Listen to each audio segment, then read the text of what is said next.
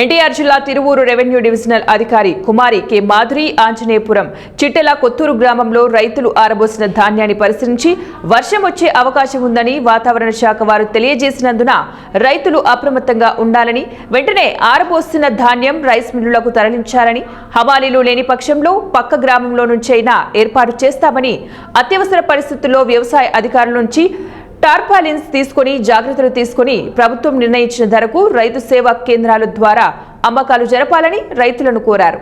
ఈ కార్యక్రమంలో తిరువూరు తహసీల్దార్ నాగమణి, మండల వ్యవసాయ అధికారి పద్మ, ఇతర రెవెన్యూ వ్యవసాయ సిబ్బంది పాల్గొన్నారు.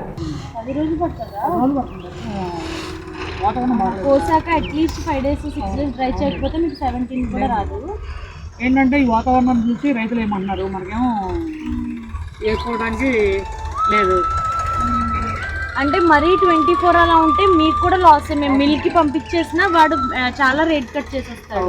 1%కి 1 kg రేట్ కట్ అలా చేస్తాం. మీరు కోసిన వెంటనే పంపిస్తే మీకు చాలా నష్టం. 22 దాకా తీసుకోవట్లేదు మేడం. ఇప్పుడు మిల్లర్లు 22 వరకు మనం పరిస్థితుల్లో పంపిస్తాం కదా. మిల్లోడు వద్దంటున్నాడు. రేట్ కట్ చేసే కదా మీకు రేట్ కట్ 5 kg 22 వచ్చిందనుకోండి మేడం. 5 kg కటింగ్ మీద ఒప్పుకోవాలి.